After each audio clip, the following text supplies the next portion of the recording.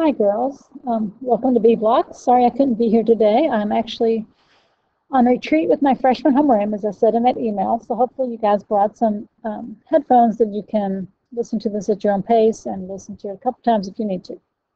So we'll just jump right in. So today actually is the final lesson of Chapter 4. Okay, we'll review next class and then test. But we're covering the last of our topics on Chapter 4. So we're still solving quadratic equations, but we're looking at a different type of solution today. We'll be able to handle a little bit more varieties of solutions with what we're going to look at today.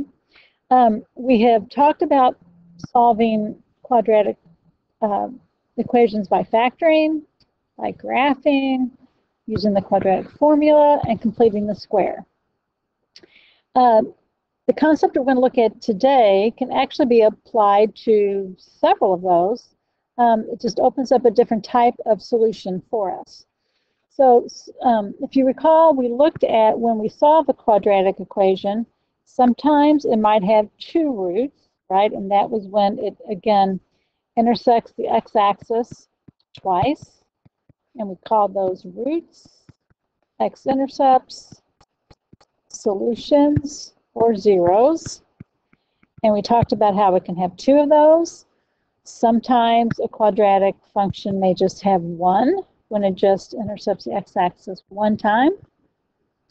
And sometimes it may not have any, and that is when it doesn't intersect the x-axis at all, right? So this is the situation we're going to talk about more today, because these, we're going to end up coming up with solutions for these types of equations, only we're going to call them a little bit something different. We're going to call them imaginary solutions or imaginary roots. And that brings us into a whole nother facet of number systems that we had not seen before. So just to kind of give you a little perspective, that's where we're going today. So what we're focusing on today is a set of numbers called complex numbers, which really deals with the concept of what is the square root of -1. And if you think about it, we really can't answer what is the square root of -1 because there's no number that could multiply times itself to give us -1. Or really, there's no number that can multiply times itself to give us any type of negative number. So in order to be able to simplify negative square roots, mathematicians long ago came up with a concept called the imaginary unit, and they named it I, lowercase I with a little dot on top. And lowercase I stands for or represents radical -1. Okay, so we're going to use this concept to help us simplify negative radicals, okay, and using the I notation. So a couple things, and we're going to get into that in just a second. A couple things to keep in mind. So I is radical -1, so therefore I squared is I times I, which would be radical -1 times radical -1, which gives us just good old -1. Okay, so a couple things to keep in mind right now as we go through this lesson. The fact that little I equals radical -1, and I times I, or I squared, is -1. Okay, so let's get started. So allowing radical -1 to equal I allows us to simplify negative radicals by, again, breaking it into its factors of -1 times some number. Radical -1 becomes an I, and then we can simplify the rest of it and combine it all in our answer. So, for instance, if we look at radical -5, you can think about that first as radical -1 times radical +5. Radical -1 becomes an I, and we can't do anything with radical 5. So we can simplify radical -5 equals I radical 5. Okay, so again, I know this seems kind of strange, very different from what you've seen before, but it's just a way to simplify negative radical values. So if we looked at another example, let's look at radical negative 18. Again, first we're going to simplify it into radical negative 1 times radical 18. Radical negative 1 becomes an I. Radical 18 we can think about as radical 9 times radical 2. Radical 9 becomes a 3 in radical 2. And when we put our final answer together, we get 3I radical 2. Okay, so again, we're just kind of giving you one more step in the process. So I want you to pause this video right now and see if you can simplify radical negative 12, radical negative 25, and radical negative 7. And when you start it back up again, we'll work through these. So maybe you took some time to do those, I hope. So if we look at radical negative 12, again, first step is we're going to think about it as radical negative 1 times 12. Radical negative 1 becomes an I.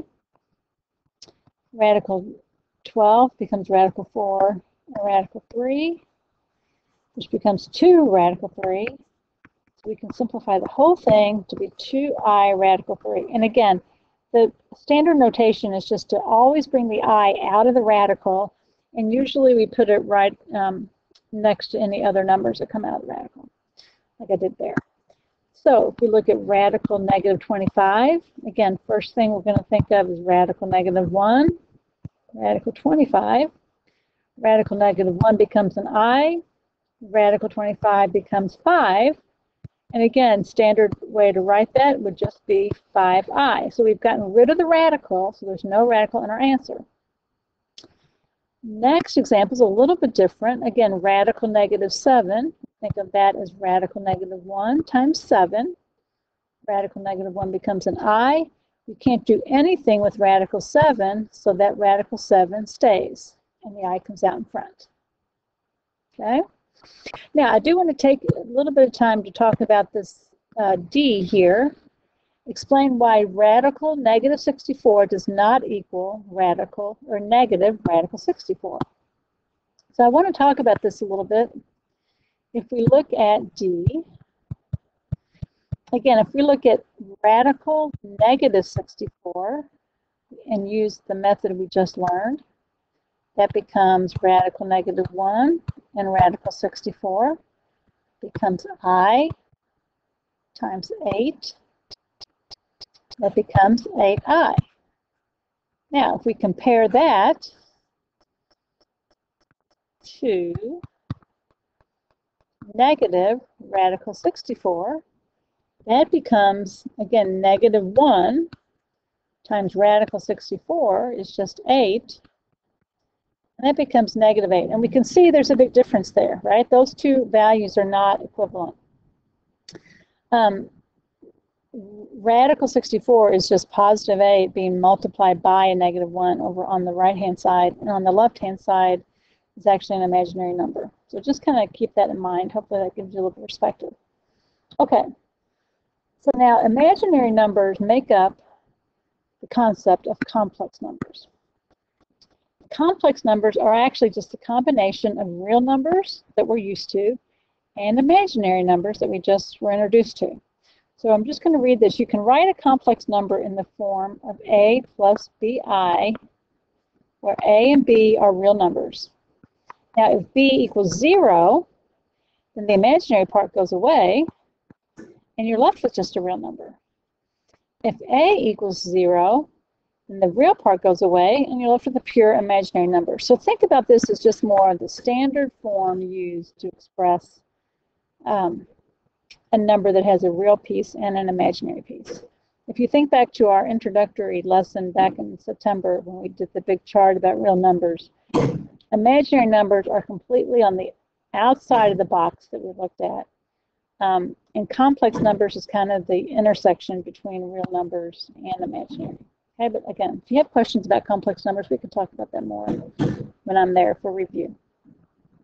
But we can perform all types of operations with complex numbers. We can add, subtract, multiply, and divide. When we're adding and subtracting complex numbers, you want to think about almost like combining like terms, like you would with variables, where the real numbers can combine with each other and imaginary numbers combine. They can't combine, they can combine amongst a group, but not with each other, you should say. So for instance, we have a complex number of 5 minus 3i. So again, 5 is the real part, and negative 3i is the imaginary part. So that's one complex number minus another complex number. So same, and complex numbers are very often written in parentheses, again, just because they are made up of two terms. And the same rules apply for distribution. So if we're going to subtract two complex numbers, we want to distribute that negative. So we get the 5 minus 3i plus 2 minus 4i. Now we can combine the real parts. So 5 plus 2 add to give us 7. And we can combine the imaginary parts of negative 3i minus 4i give us negative 7i. Okay? And again, we use the A plus BI format to show us that it's standard practice to put the real piece before the imaginary piece. Okay? So, for instance, if you look at these, I'll do A and B with you, and then I'd like for you guys to try C and D. So again, if we write A, if we rewrite that, we get 7 minus 2i, and then, again, if we think about that as minus 3i plus I, so all I've done is written it without the parentheses. And we can combine, oh, hang on a second, sorry about that, that should be just 7 minus 2i minus 3 plus I. Now if we combine the real values, we get 7 minus 3 is 4. We combine the imaginary values. We get negative 2i plus I gives us negative 1i. Our final answer is 4 minus I. If we look at B, again, if I rewrite it, I get 1 plus 5i, distribute my negative, minus 3 plus 2i. Now if I combine like terms, if I combine the real values, I get 1 minus 3 gives me negative 2. Combine the imaginary, 2 plus 5i plus 2i gives me 7i. My final answer is negative 2 plus 7i. Now, if you guys, I'd like you to pause and work on C and D. Okay, if we look at C, I've got 8 plus 6i minus 8 plus 6i. Again, I'm distributing my negative. Combine real values. 8 minus 8 is 0. 6i plus 6i is 12i. So that simplifies to 12i. If I look at D, I've got negative 3 plus 9i plus 3 plus 9i. Combine real values, I get 0. And 9 plus 9i gives me 18i.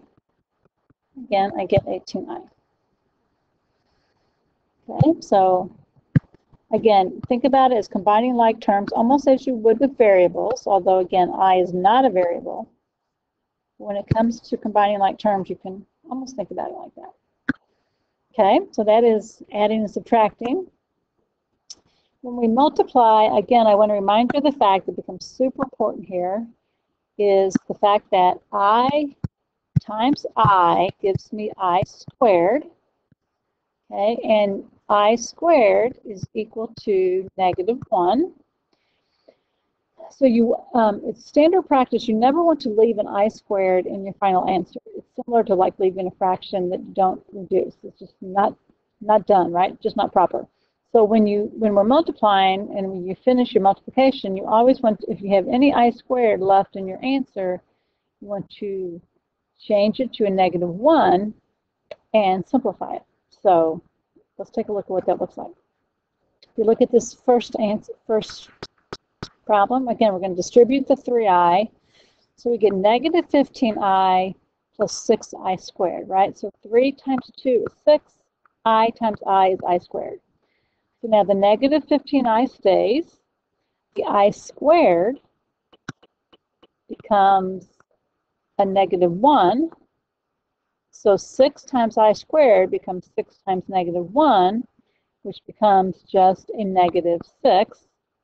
And then if we write it, so then we have -15i plus -6. And if we write it in standard format with the real piece first, it becomes -6 minus 15i. Okay? So if we can multiply and distribute, then we can also distribute binomials. So we take a look at the next one. We're multiplying two binomials. So again, if we use the FOIL method, we've got 4 times -1 gives us -4. 4 times -2i gives us -8i. 3 times -1 gives us -3i. And 3 times -2 gives us -6. I times I gives us I squared.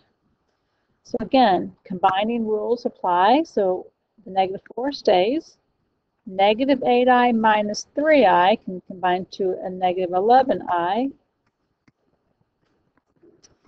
We want to think about -6i squared as -6 times -1 becomes a +6.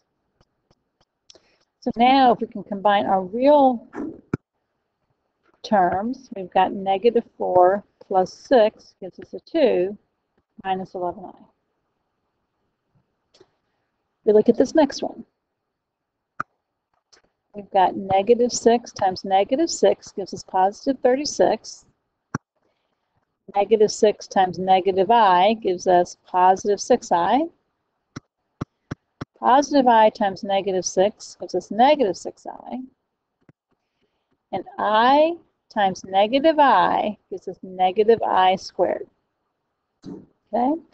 But again, it's +6i minus 6i. That cancels out, right, or goes to 0. -i squared becomes -1, which becomes +1.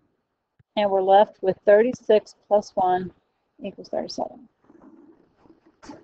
Okay, now again, that's a lot to take in. I really want you guys to pause the video and work through the next ones, okay? Obviously, I'm going to keep going, but I'd like you to pause and try them and then check your answers. But if we look at this, so 7i times 3i, 7 times 3 is 21. I times I is I squared. The I squared becomes a -1, and our final answer is -21. If we look at the next one, so 2 times 4 is 8. 2 times 5 is 10i. -3i times 4 is -12i. -3i times 5i is -15i squared. Two middle terms combine. Now we have 8 minus 2i minus 15, and the I squared becomes a -1. So this becomes 8 minus 2i plus 15. And we end up with 23 minus 2i. Oops. Sorry about that.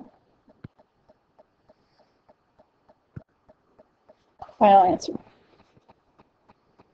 Okay. Last one. So we have -4 times -4 is 16. -4 times -5i is plus 20i. 5i minus 4 is -20i. 5 times negative 5 is negative 25i squared. 20i minus 20i adds to 0. We're left with 16 minus 25 times negative 1 becomes 16 plus 25 becomes 41. Okay, so again, this is all kind of new to you guys, I know, but just follow the rules, take your time, and apply the concepts of pi. So now I do want to take a second here before we go on and take a look at example C. So if you notice, these two binomials have the same term, however, the operation is different. This one we're adding, and this one we're subtracting. So these are actually called conjugates, where we are keeping the operation the same but changing the sign. And if you notice, when we create these conjugates and multiply them together, we end up with just a real number and all of our imaginary terms canceled out. Similar to when you think about conjugates, you can almost think about like the difference of squares is very similar, right? It becomes x plus 3, x minus 3. The middle terms cancel out because our signs were opposite, right? So this process is used in our next operations we're going to look at in division. So I just want to keep that in mind. So when we divide complex numbers, we don't divide as much as we're really simplifying. And way back whenever, I don't really have a history lesson for you guys, but way back when imaginary numbers were coming about, I guess, they established the criteria that you never want to leave an I in the denominator. Similar to how you don't leave a radical in the denominator and you have to rationalize. We also have the requirement that you don't leave a negative in the radical. So we end up having to simplify rather than really divide complex numbers. And the way we get rid of our radicals in the denominator is by using complex conjugates and multiplying. When we multiply two complex conjugates with each other, we end up getting rid of all the imaginary pieces. So, so that's the process we're going to use to simplify complex quotients. So, for instance, when we have the quotient 9 plus 12i over 3i, we're going to multiply the numerator and the denominator by the complex conjugate of the denominator. In this case, when there's only one term, the conjugate is just the opposite sign. So, for instance, when we have that positive 3i, we're going to multiply it top and bottom by negative 3i.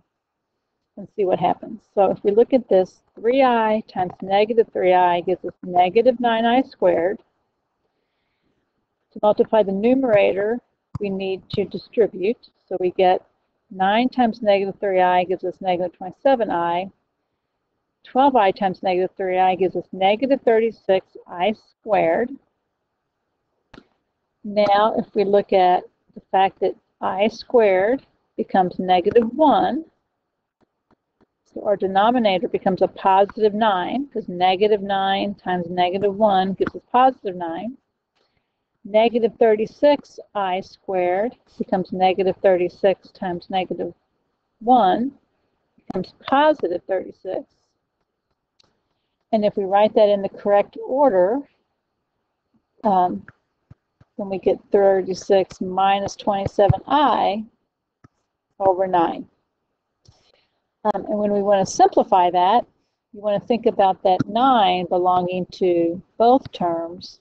So we can think about it as 36 over 9 minus 27i over 9, and we get 4 minus 3i. Let's look at another example here.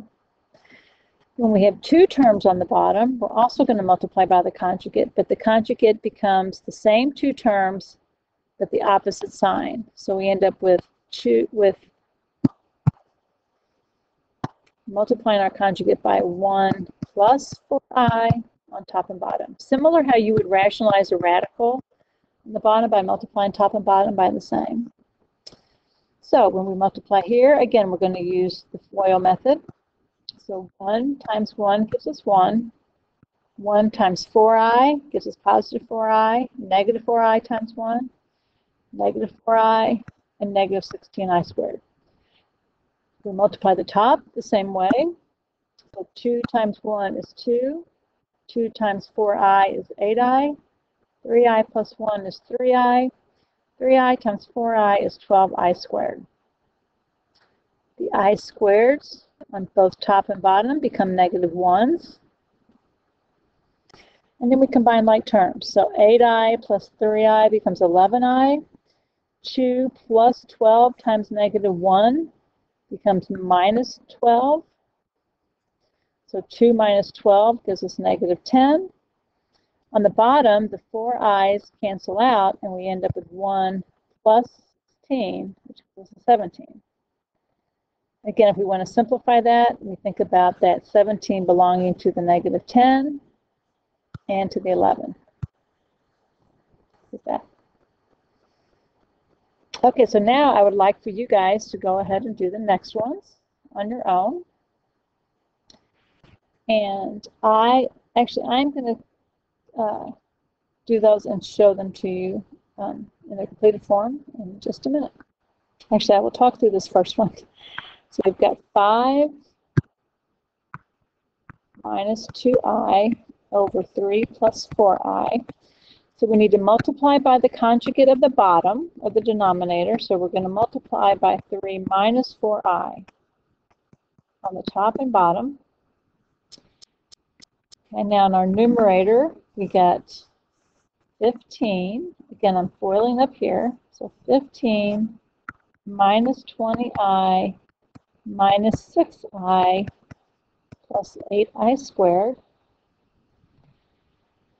On the bottom, I get 9 minus 12i plus 12i minus 16i squared.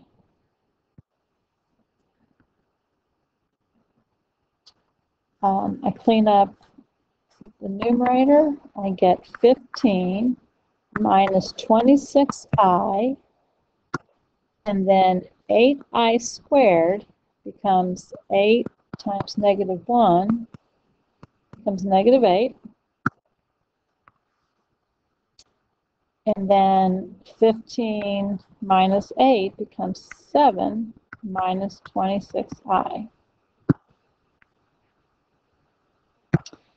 If we go back to the denominator, the 12 i's cancel out, and I get 9 minus 16 times negative 1 becomes plus 16, and I get 25 on the bottom. And again, to separate that, I could write it as 7 over 25 minus 26i over 25. Okay, now I want you guys to go try the next two on your own. Okay, so I went ahead and worked these out. Hopefully you paused and tried to work out some on your own also. But take a look. Again, important is choosing what you're going to multiply by. And in this case, again, when there's only one term, you're just multiplying by the opposite sign, top, numerator and denominator, and then distributing. On number C, again, I'm trying to get rid of the imaginary numbers in the denominator, so that's what I'm taking the conjugate of, is I'm taking the conjugate of the denominator and multiplying top and bottom. So take a look at these. See how you did. When you get down to the solution, again, you want to think about that denominator belongs to both terms. So I can think about that as 6 over 36 gives me 1/6. And 24 over 36 gives me 2/3. And again, the I term goes second. Similarly, over here, again, when I got down, combined like terms up here, 64 minus 49 gave me 15, minus 12i over 113. And again, that 113 belongs to both, so I separate it. Okay? So as I alluded to before, but didn't quite get there, all of this complex or imaginary numbers gives us a way to simplify negative square roots. I don't think I talked about that at the beginning like I intended to. But one way this is going to play out in your homework is when you're trying to find, when you use the quadratic formula and you come up with a negative square root. So actually, let's take a look at, let's go ahead and solve this using quadratic formula. So we've got A, B, and C. We've got x equals negative b plus or minus b squared minus 4ac all over 2a. If we simplify that, we get positive 3 plus or minus 9 minus 40. If you look at 4 times 2 is 8 times 5 is 40 over 4. And that simplifies further to 3 plus or minus radical 9 minus 41 is negative 31 over 4. So now, just like before, when we have gotten to this point, we look at the radical and we see how we can simplify it. Well, now, if you think about negative 31, you can simplify that as negative 1 and 31, which becomes I radical 31. So now we can go a little bit further in our answer, and our final answer becomes an imaginary solution. So again, all we've done is taken that radical, the negative radical, and pulled out the I value. Okay, so go ahead and try those next two and simplify. Okay, go ahead and check your answers, and I will finish this one. 4 plus or minus radical negative 4 over 2. Again, we think about this negative, or radical negative 4 becomes negative 1 and 4 becomes I and 2. So our final answer is 4 plus or minus 2I over 2. We can reduce that by a 2, right, in all of these spaces. So we end up with 2 plus or minus 1I. Okay? So I want you to look at your homework. It's the worksheet 4.8, and again, it has, it practices all of this. It practices simplifying negative radicals. So using the imaginary, using the concept of negative radical, or radical negative 1 is I. So you'll talk about simplifying radicals. You'll go into adding and subtracting complex numbers, multiplying complex numbers, and simplifying quotients. And then there are some quadratic formula problems for you to simplify that end up with a negative, actually a negative discriminant. So you end up with imaginary roots. Mr. Spinetto is planning on stopping in class sometime later towards the end of the block to see if you guys need any clarification or need any help. I will be back on Thursday, where we will start our Chapter 4 review, and then our test is next Tuesday. So we will review Thursday and go over this homework, and your Chapter 4 test is Tuesday, the 10th. Yeah, Tuesday. Yeah, Tuesday, 12/10. Okay, and again, if you have any questions, Mr. Spinetto will be around, and I, again, will be back tomorrow after retreat. Okay, have a good day. Thanks, girls.